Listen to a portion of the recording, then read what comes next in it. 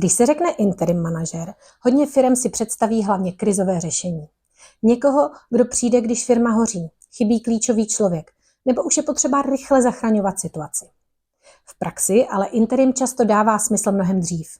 Ve chvíli, kdy firma roste, mění se, ztrácí přehled v číslech, zahlcuje se operativou nebo začíná narážet na limity lidí či procesů a rozhodování. Dala jsem dohromady 13 konkrétních situací z praxe, na kterých je dobře vidět, kdy se interim manažer opravdu vyplatí. Nejdřív se podíváme na to, co interim vlastně je a co si o něm firmy často myslí špatně. Potom projdeme konkrétní situace z praxe, kde se interim manažer může vyplatit i ve chvíli, kdy to na první pohled nevypadá jako velký problém. Smyslem interim managementu je rychle pochopit situaci, pojmenovat skutečný problém, nastavit odpovědnosti a pomoct věci dotáhnout do praxe. Pojďme na to.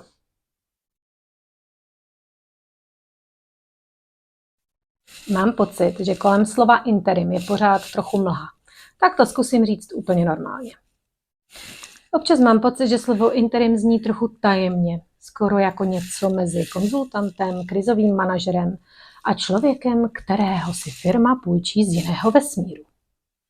Ve skutečnosti je to mnohem jednodušší. Interim manažer je zkušený profesionál, který přijde do firmy na omezenou dobu.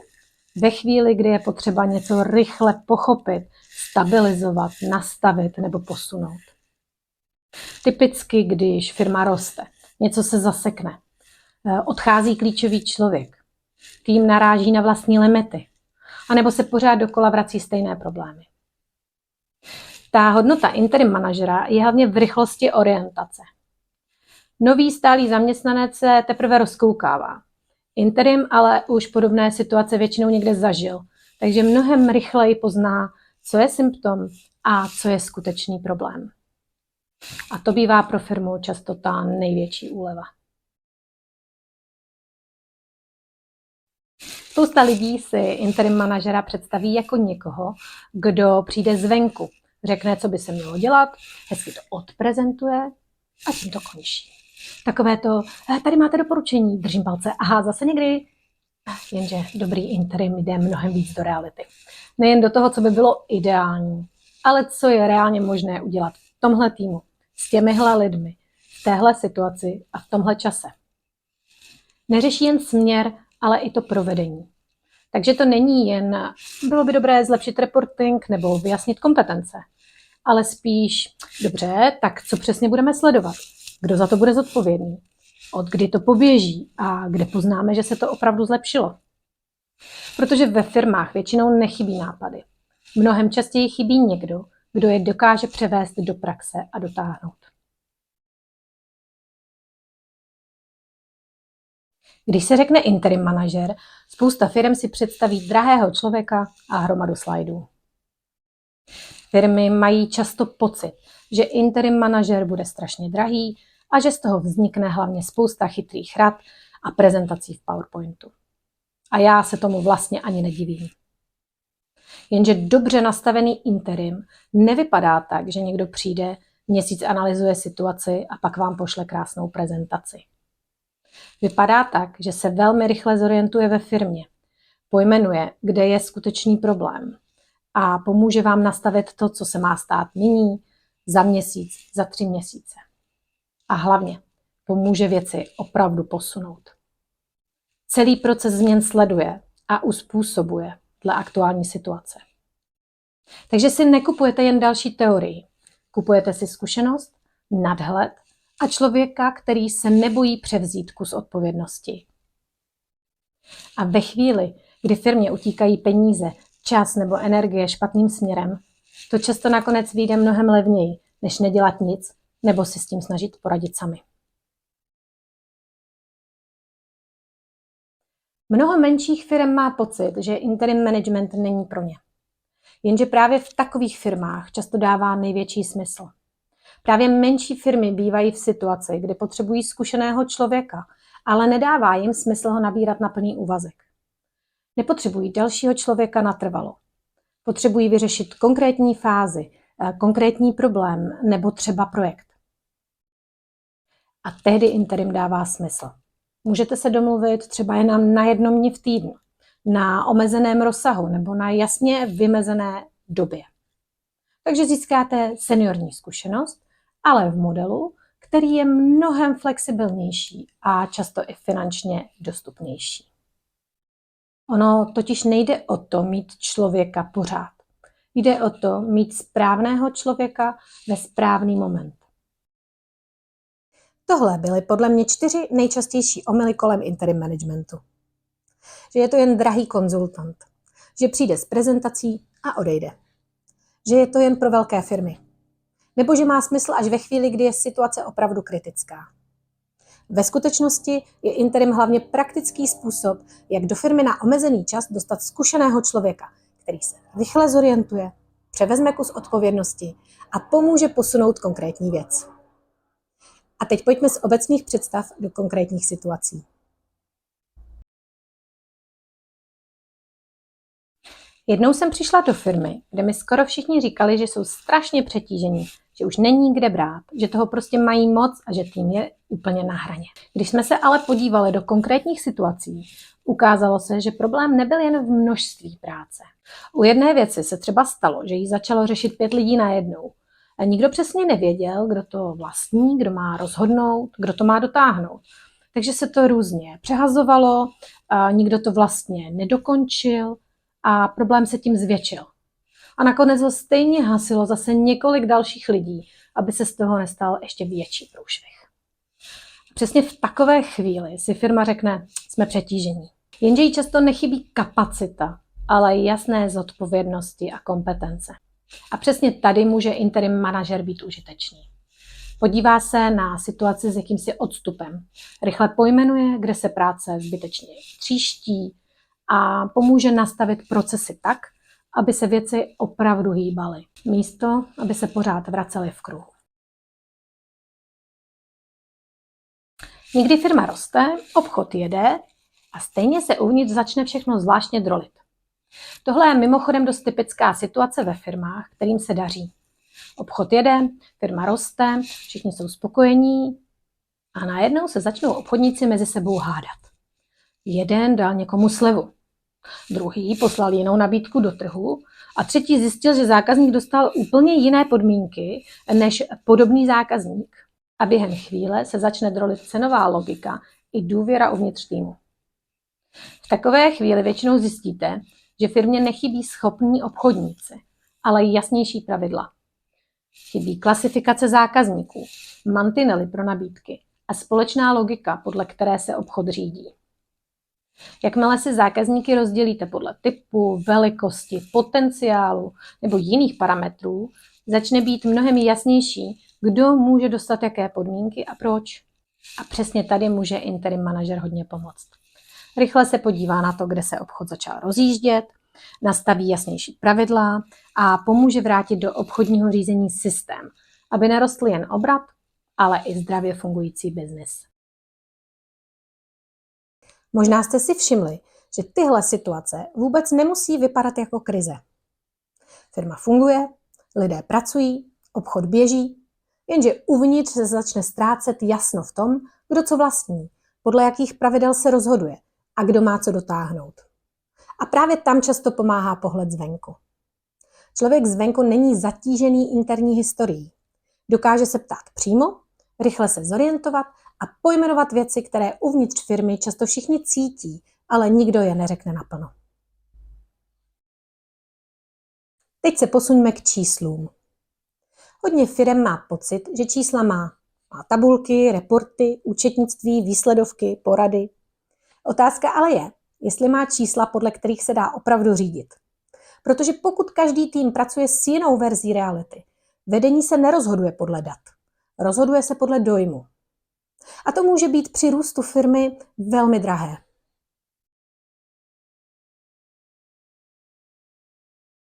Jednou jsem přišla do firmy a při jedné z prvních debat jsem se zeptala obchodního týmu, jaký mají obrat. A odpověď byla něco jako, zhruba tolik a tolik. A mně v tu chvíli došlo, že tady nebude problém jen v číslech, ale hlavně v tom, jak se s nimi pracuje. Nebyly nastavené jasné reportingy, každý se díval na něco trochu jiného, čísla nebyla jednotná a vlastně nikdo neměl úplně pevnou půdu pod nohama v tom, co je realita a co už je jenom odhad.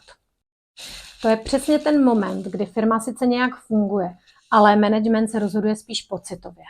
To je dost nebezpečné, protože pocit může být skvělý sluha, ale dost špatný řídící systém. A přesně tady může interim manažer pomoct. Rychle nastaví základní reporty, sjednotí pohled na čísla napříč firmou a dá vedení mnohem pevnější podklad pro rozhodování a řízení. Účetní je podle mě jedna z nejdůležitějších postav firmy, i když to tak na první pohled nevypadá. Myslím, že se dost podceňuje, jak strašně důležitá je ve firmě účetní. Ne proto, že by řídila firmu, ale proto, že když nefunguje strukturovaně a konzistentně, tak vedení dělá rozhodnutí nad špatnými čísly. A pak se vlastně jen velmi draze mýlí. V jedné firmě mě zarazily zvláštní výkyvy mezi měsíci v některých nákladových účtech. Nedávalo to smysl. Tak jsme šli hlouběji a hlouběji, až na úroveň samotného účtování. A ukázalo se, že stejné pravidelné faktury končily každý měsíc na jiných účtech. Takže problém nebyl v tom, že by firma neměla data. Problém byl v tom, že ta data nebyla spolehlivá. A když máte špatná čísla, můžete mít sebelepší management, ale stejně řídíte trochu poslepu. I tady může interim manažer pomoct. Rychle pozná, že problém není jen v číslech samotných, ale v tom, jak vznikají, jak se vyhodnocují a jestli se o ně vůbec dá opřít. A pak pomůže nastavit pořádek tak, aby vedení rozhodovalo nad daty, která smysl dávají. Jednou jsem přišla do firmy, kde na první pohled všechno vypadalo dobře. Obrat rostl asi o 5%, takže papírově hezký příběh. Firma měla pocit, že roste a že je to vlastně důvod ke spokojenosti. Jenže pak jsme otevřeli pohledávky a ukázalo se, že ty rostly o 10%. A v tu chvíli je jasné, že to není zdravý růst. Tohle je růst, který si firma v podstatě financuje sama. A ještě dost nebezpečně. Tak jsme nastavili kratší splatnosti. Vybrali se zákazníci, kteří mohli nakupovat jen na předplatbu. A někde jsme zavedli i slevy za dřívější úhradu. A najednou bylo vidět, že růst nestačí. Důležité je taky, jestli se ty peníze opravdu vracejí zpátky na účet. A přesně tady může být interim manažer hodně užitečný. Podívá se na růst firmy v širších souvislostech, rychle odhalí, kde sice čísla vypadají dobře, ale cash flow už tak zdravě nevypadá. A pomůže nastavit konkrétní kroky, aby firma nerostla jen na papíře, ale opravdu zdravě. Další oblast, kde se interim manažer často vyplatí, jsou procesy, systémy a portfolio. To jsou věci, které ve firmě dlouho vypadají jako provozní detail. Něco se lepí ručně, něco se obchází, něco funguje jen proto, že si lidé vytvořili vlastní zkratky. Jenže od určité velikosti firmy už tyhle zkratky začnou stát peníze. Brzdí rozhodování, berou lidem čas a často zakrývají skutečný problém. Interim manažer tady pomáhá oddělit, co je jen nepohodlí a co už je reálná brzda dalšího růstu. Sklad je plný a není co prodávat. Tohle zní skoro jako vtip, ale v praxi to vtip vůbec není. Přijdete do firmy, sklad je plný, všude spousta produktů a přitom vlastně není pořádně co prodávat. Protože produktové portfolio se dlouhé roky řídilo hlavně pocitem. Něco se kdysi zavedlo, něco měl rád obchodník, něco chtěl jeden zákazník, něco bylo moderní před 3 lety. A mezi tím se to nabalovalo dál a dál. Nové věci přibývaly, staré nikdo neškrtal. Jenže portfolio nejde řídit pocitově. Musíte se dívat, co trh opravdu chce, za kolik se to dá prodat, kolik toho skutečně prodáváte a jaká je na to marže. Protože ne každá položka, která zabírá místo ve skladu, si ještě zaslouží místo ve firmě. A přesně tady může interim manažer pomoct. Podívá se na portfolio s odstupem, oddělí produkty, které firmu táhnou, od těch, které jí jen berou energii, peníze a prostor a pomůže nastavit jasnější logiku pro to, co dál rozvíjet a co už naopak pustit. Jedna z nejdražších vět ve firmách bývá, ten starý systém je starý, ale nějak to funguje. Někdy firma říká, nový ERP je strašně drahá věc, to teď nechceme otevírat. A na první pohled to může vypadat logicky, protože starý systém přece nějak funguje. Účetnictví běží, faktury odcházejí, tak proč do toho sahat? Jenže když se podíváte blíž, zjistíte, že firma mezi tím vyrostla. Přibylo administrativních povinností, legislativních nároků a spousta věcí se musí dohledávat, dopočítávat bokem. Něco externě, něco ručně, něco v Excelu, něco přes několik lidí, kteří tráví hodiny prací, která by už dávno nemusela existovat. Když jsme tehdy spočítali čas jednotlivých lidí a převedli ho na peníze, vyšlo z toho, že návratnost nového ERP by byla kolem 2 let. Takže nejde jen o to, kolik do změny investujete. Jde i o to, kolik vás stojí to, že ji pořád odkládáte. A často nejde jen o vnitřní neefektivitu. Firma kvůli zastaralým nástrojům může přicházet i o nové zákazníky nebo dodavatele. Protože to, co jí ještě připadá jako provozní detail, je pro druhou stranu už dávno důvod k tomu nespolupracovat. Dnes je pro řadu partnerů úplně běžné chtít automatizaci, datové napojení nebo rychlé a přesné sdílení informací. A když to firma neumí, může být mimo hru dřív, než si to vůbec připustí. A právě v takové chvíli může interim manažer hodně pomoct. Podívá se na situaci zvenku. Spočítá, co firmu ten starý stav opravdu stojí a pomůže rozhodnout, jestli už není čas přestat to jen lepit. A poslední oblast je změna a rychlá orientace ve složité situaci. Ve firmách často neselhává samotný nápad, selhává jeho dotažení. Něco se odprezentuje, schválí, rozjede, ale pak se to postupně rozpustí v operativě.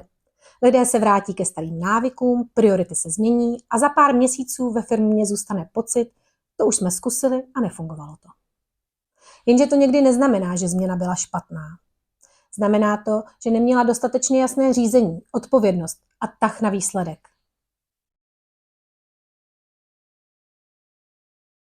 Tohle slyším ve firmách často. To už jsme zkusili a nefungovalo to. Tohle znám moc dobře. Přijdete do firmy, začnete se bavit o tom, co by šlo zlepšit a na skoro každý druhý nápad slyšíte, jo, to už jsme zkusili, to nefungovalo. Jenže když se v tom začnete vrtat trochu víc, tak často zjistíte, že ten nápad ve skutečnosti nikdy pořádně neproběhl. Tým ho kdysi sice otevřel, možná se o něm mluvilo, možná se oficiálně odstartoval i projekt, ale skončilo to dřív, než se to opravdu dostalo do běžného fungování firmy. Buď nebylo jasné, kdo za to má odpovědnost, nebo to nemělo prioritu. Nebo se to nikdy pořádně nepropojilo s realitou lidí, kteří to měli dělat. Takže ne, neskusili jste to. Vy jste to spíš jen lehce nakousli.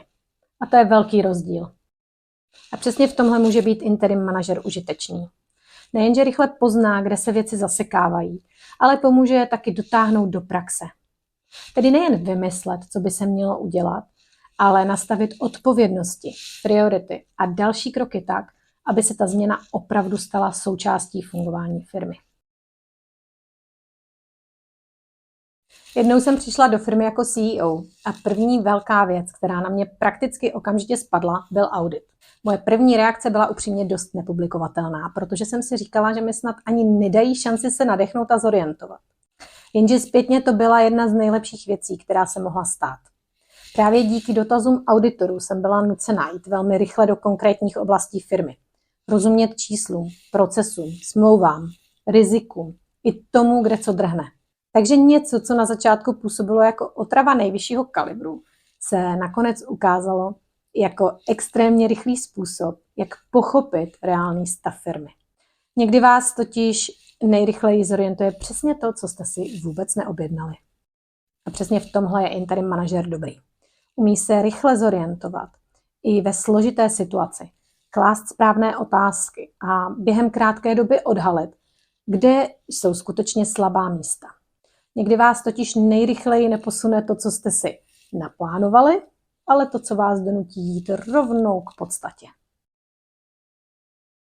Na to celé podíváme s odstupem, jedno je zřejmé.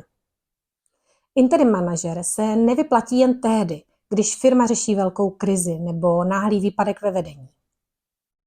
Často dává smysl ve chvíli, kdy firma roste, mění se, naráží na limity. A nebo začíná ztrácet jasno v tom, kdo za co odpovídá, podle čeho se rozhoduje a co má skutečnou prioritu. Někdy je problém v lidech, někdy v číslech, někdy v procesech, systému, portfoliu nebo cashflow. Ve všech těchto situacích pomáhá stejná věc. Rychle se zorientovat, pojmenovat podstatu problému, nastavit jasné kroky a dotáhnout je do praxe.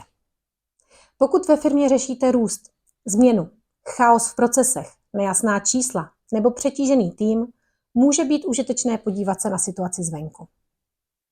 Pohled zvenku má největší hodnotu ve chvíli, kdy pomůže rychle pojmenovat problém, nastavit jasné kroky a vrátit do řízení tah na výsledek.